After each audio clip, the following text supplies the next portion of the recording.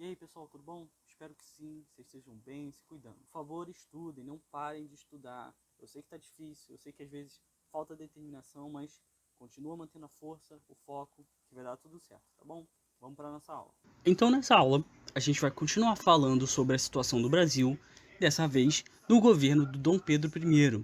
A gente vai ver, depois que a família real chega no Brasil, depois que o Brasil se torna independente, como é que o Dom Pedro vai tomar as decisões e vai tomar conta aqui do território do Brasil. Agora que o Brasil se tornou independente, o primeiro passo era romper de vez com a imagem de colônia e estabelecer o Brasil como seu próprio país, reforçar a imagem do Brasil como um país forte e independente que não precisa de Portugal. E aí, em 1823, os brasileiros, por ordem do Dom Pedro I, tiveram a oportunidade de fazer uma constituição através de uma Assembleia Constituinte. É claro, o maior símbolo de uma nação é a Constituição, é o conjunto de leis que regem esse país, essa nação. Então, para romper com essa imagem de colônia e estabelecer o Brasil como país forte e independente, a ideia era, primeiramente, fazer uma Constituição. Então, o Dom Pedro traz alguns caras para elaborarem essa Constituição. A reunião desses caras é chamada de Assembleia Constituinte, que é onde esses caras vão discutir as ideias e, de fato, fazer a Constituição. As elites do Brasil, elas tinham medo, porque poderia ir para vários lados essa Constituição. E é claro que a elite queria defender os próprios interesses, então se cria um clima de estabilidade no primeiro momento com as elites e o Dom Pedro I. Só que quem estava elaborando a Constituição eram justamente as classes mais altas. Então, a Constituição que vai se formar, obviamente, não ia garantir direito para todo mundo. É claro que ela ia favorecer as elites. E aí, eles vão apresentar uma Constituição, um modelo de Constituição, que estabelecia entre alguns pontos a divisão dos poderes em executivo, que seria exercido pelo Dom Pedro e os ministros dele, o legislativo, formado pelos deputados e senadores, sendo os deputados eleitos por um mandato de 4 anos e os senadores por um mandato vitalício, ou seja, que duraria para a vida deles inteira, e também o poder judiciário, que seria composto pelos juízes e pelos tribunais. Essa Constituição estabelecia o poder legislativo sobre o executivo. O que isso significava na prática? Que os deputados e senadores teriam mais poder de decisão do que o próprio Dom Pedro. A Constituição também apresentava o caráter anticolonialista, para romper com Portugal de uma vez por todas.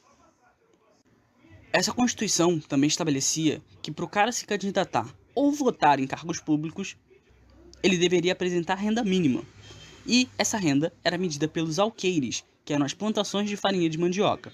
Então, para o cara se candidatar a deputado, ele tinha que comprovar 150 alqueires de farinha de mandioca, e para senador, ele teria que apresentar um patrimônio de 250 alqueires de farinha de mandioca. Isso era uma quantidade bem grande, então isso reforçava o caráter elitista dessa Constituição. Não era qualquer um que conseguisse se candidatar, só aqueles que tivessem mesmo riqueza e poder e influência no Brasil. Devido a essa última medida, a questão dos alqueires de farinha de mandioca, essa Constituição vai ficar conhecida como Constituição da Mandioca. Quando essa Constituição é apresentada, vão surgir conflitos ideológicos entre o Partido Português, que queria que o poder continuasse na mão do Dom Pedro, e o Partido Brasileiro, que buscava a submissão do poder do Dom Pedro ao parlamento. Então esses grupos eles vão entrar em conflito porque eles querem rumos diferentes para a questão do poder do Dom Pedro. Enquanto o Partido Português defendia que o poder do Dom Pedro deveria ser absoluto aos outros poderes, o Partido Brasileiro queria que o Dom Pedro e o poder dele se submetessem ao parlamento, ou seja, aos deputados e senadores. Essa Constituição também era favorável ao modelo de latifúndio, ou seja, um grande pedaço de terra onde a mão de obra seria escrava. E eles também eram contrários ao absolutismo do imperador. Então, ao mesmo tempo que eles queriam um latifúndio onde eles utilizavam mão de obra escrava para produzir, eles eram também contrários ao absolutismo do imperador, ou seja, o imperador tomando todas as decisões do país. Quando Dom Pedro recebe lá a proposta de Constituição, ele fica revoltado, porque ele não quer ter o poder dele reduzido. E era justamente isso que essa Constituição propunha. A Constituição propunha que o poder do Dom Pedro teria que ser menor do que o legislativo, ou seja, senadores e deputados. E aí, quando chega na mão do Dom Pedro, ele dissolve a Assembleia, acaba com esse primeiro modelo de Constituição, e esse episódio fica conhecido como Noite de Agonia. Ocorre um conflito, um leve conflito, entre as forças do Dom Pedro e esses caras, os que estavam lá na Assembleia Constituinte fazendo a Constituição, e isso acaba reforçando a imagem de que o Dom Pedro era autoritário, porque ele chegou lá com o pé na porta mesmo, tirou os caras de lá, figuradamente rasgou esse modelo de Constituição e disse que não ia ser assim. E aí, no ano seguinte, em 1824, o Dom Pedro vai outorgar a própria Constituição. Ele vai chamar um grupo que vai defender os interesses dele para elaborar uma nova Constituição. E essa Constituição vai estabelecer 4 poderes: executivo, legislativo, judiciário e o moderador. E é aí que está a diferença. O poder moderador seria um poder exercido pelo próprio Dom Pedro, que estava acima de todos os outros 3 poderes. O poder moderador exercido pelo Dom Pedro poderia acabar ou anular qualquer decisão dos outros 3 poderes. Ou seja, o Dom Pedro estava garantindo que o poder que ele ia ter ia ser maior do que o dos outros. Isso vai gerar muita insatisfação em vários setores da sociedade, porque justamente a galera que estava fazendo a Constituição anterior, a da Mandioca, eles queriam que o Dom Pedro reduzisse seus poderes e se submetesse ao parlamento. E o Dom Pedro, com essa Constituição que ele mesmo escolheu os caras lá a dedo para fazer, tá dizendo que ele não vai submeter o poder dele nada, é ele que vai continuar mandando, o poder dele vai ser o absoluto. E aí muita gente vai ficar chateada com essa situação, e isso vai reforçar ainda mais a ideia de que o Dom Pedro I era autoritário e que fazia as coisas do jeito dele. E aí, como resposta a essa Constituição que foi feita pelo Dom Pedro, as províncias de Pernambuco, Ceará, Rio Grande do Norte e da Paraíba vão dar início a um movimento conhecido como Confederação do Equador. Era um movimento republicano que reivindicava a soberania de boa parte do Nordeste, ou seja, eles queriam separar o Nordeste do restante do Brasil para fazer ali as coisas do jeito deles, criar um novo país com as próprias leis e as próprias ideias. Uma das principais causas dessa revolta foi a questão financeira, porque o Nordeste era pioneiro na produção de algodão e açúcar. E o que vai acontecer? Eles tinham muita dependência em relação à Inglaterra. A Inglaterra ajudou Portugal, lá desde a época que a família real fugiu lá de Portugal aqui para o Brasil, auxiliou o Brasil no processo de independência, porque a Inglaterra tinha muito interesse econômico aqui no Brasil, e além disso, vai aumentar a concorrência. Como a gente falou, o Brasil produzia muito algodão e açúcar, eram os 2 produtos mais altos do Brasil. E esses produtos vão começar a entrar em queda. O algodão, por causa das colônias lá nos Estados Unidos, que vão começar a produzir muito algodão, então o algodão brasileiro vai perder espaço, e outros lugares, outros países vão começar a plantar o açúcar, então o açúcar brasileiro também vai perder um pouquinho de destaque. Isso faz com que surja uma crise financeira lá no Nordeste, e é um dos motivos desse levante, que foi a Confederação do Equador. Liderando a população contra essas imposições do imperador, a gente tem principalmente 2 nomes, o Frei Caneca e o Cipriano Barata.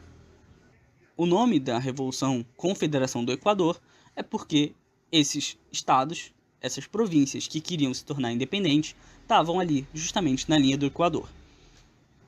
A revolta vai ser combatida com força, as tropas de Dom Pedro vão prender os líderes do movimento e executar muitos outros. E isso vai reforçar ainda mais a ideia de que o Dom Pedro I era um cara realmente muito autoritário. Então, cada vez mais, o Dom Pedro I está perdendo prestígio, e a oposição a ele vai crescer em vários dos setores da sociedade. Vai ter outro conflito que vai fazer com que o Brasil perca bastante dinheiro, que vai ser a Guerra da Cisplatina, um conflito ali em busca de um território que possuía muita prata com outras nações, então é um dos primeiros conflitos que o Brasil vai ter com outras nações. O Brasil não vai se sair muito bem nesse conflito, o território que eles estavam disputando vai virar um novo país, o Uruguai, e o Brasil vai sair prejudicado tanto financeiramente quanto administrativamente. Eles gastaram muitos recursos para tentar tomar aquele território e no final não adiantou muito. E aí vai aumentar ainda mais o problema financeiro do Brasil, o problema econômico, o problema administrativo, e a imagem do Dom Pedro não está muito boa. Somada essa bagunça toda, vai surgir um problema de sucessão, porque o pai do Dom Pedro, lá em Portugal, vai morrer. E aí, o Dom Pedro I queria ocupar os dois tronos. Ele queria ao mesmo tempo ser rei de Portugal e imperador do Brasil. Lá em Portugal, o Dom Pedro estava sofrendo muita pressão, porque Portugal queria recolonizar o Brasil, retirar a liberdade que o Brasil tinha e voltar as coisas como eram antes. E os brasileiros não queriam mais se associar com Portugal, eles queriam manter a imagem de independência. E aí, o Dom Pedro fica no meio desses dois grupos e ele tem que tomar uma decisão. O Dom Pedro vai deixar o trono de Portugal para a filha dele, Maria da Glória, só que ela só tinha 7 anos. E aí, o irmão do Dom Pedro, Dom Miguel, vai assumir como regente, ou seja, ele vai governar enquanto a Maria da Glória não tem idade suficiente para assumir o trono. Só que o Dom Miguel vai dar um golpe de estado, vai tomar o trono da sobrinha e vai assumir definitivamente como rei de Portugal. E aí isso vai criar um problema enorme para o Dom Pedro. Ele não pode deixar essa situação acontecer, porque senão ele ia parecer fraco. O Brasil está passando por problemas enormes, econômicos principalmente, e a imprensa brasileira começa a atacar ferozmente o imperador com essa questão de todos os fracassos que ele veio acumulando ao redor desses anos. Então a imprensa está batendo muito no Dom Pedro. E aí, para piorar essa bagunça toda, em 1830, um jornalista, um grande crítico ao Dom Pedro, criticava ferozmente o Dom Pedro, o Líbero Bárdaro, ele vai ser assassinado. E muita gente vai achar que foi o Dom Pedro que foi o mandante. Se foi ou não, nunca se provou nada, mas isso não impediu as pessoas de especularem que o Dom Pedro foi o responsável, o mandante desse crime. E aí, o Dom Pedro tá completamente com a reputação destruída no Brasil, perdeu prestígio entre a população, entre os grupos políticos. Ele tem algum resquício de apoio, mas isso não conta em frente à enorme pressão política que ele está sofrendo, tanto aqui no Brasil quanto lá em Portugal. Ele tem esses problemas para resolver aqui e lá também, então ele está numa situação complicadíssima. Após uma viagem, quando ele volta para o Rio de Janeiro, ele é recebido com vaias pelos opositores, que eram especialmente do Partido Brasileiro, só que os apoiadores dele, do Partido Português, vão realizar uma grande festa para receber o imperador. Então, o único grupo que ainda dava um pouco de apoio ao Dom Pedro eram membros do Partido Português, que queriam que ele mantivesse o poder centralizado nele e continuasse governando aqui o Brasil. E aí, durante esse evento em que a gente tem a galera do Partido Brasileiro, que era contra o Dom Pedro, e a galera do Partido Português, que era a favor do Dom Pedro, vai surgir uma confusão, um conflito, os grupos vão entrar em confronto, vão se atacar, tacando garrafa um no outro, e isso vai fazer com que esse episódio fique conhecido como a Noite das Garrafadas. É o evento em que os dois grupos, tanto os que apoiavam o Dom Pedro, quanto os que eram contrários ao Dom Pedro, vão entrar em conflito. Vai ser um problema que vai surgir ali, e isso vai fazer com que a situação do Dom Pedro, que já estava ruim, péssima, fique insustentável. E aí, a ideia dele é renunciar ao trono em favor do filho dele aqui no Brasil, o Pedro de Alcântara, o Pedrinho, que só tinha 5 anos de idade. E aí o Dom Pedro retorna a Portugal, essa é a ideia dele, deixar o Pedrinho aqui no Brasil, voltar para Portugal para resolver o conflito que está lá com o irmão dele que roubou o trono da filha dele. Ele vai voltar para Portugal, vai derrotar o irmão, vai reassumir o trono português, só que vai morrer alguns poucos anos depois, com somente 34 anos, devido a uma tuberculose. Mas pelo menos ele resolveu o problema lá de Portugal. Ele restabeleceu a unidade política, só o que vai restar é o problema aqui no Brasil, que agora já não é mais problema dele. Cairia nas mãos do Pedrinho. Só que como o Pedrinho não pode assumir o trono ainda, porque ele só tinha 5 anos, o Brasil vai ser governado por um outro grupo. E a gente vai ver isso nas próximas aulas. Por hoje é só, a gente para por aqui. Espero que vocês tenham gostado, entendido, tenha ficado tudo bem claro. Se não, vocês já sabem o esquema, dúvidas, sugestões, mandem pra mim, tá bom? Um abraço, pessoal. Até semana que vem. Tchau, tchau.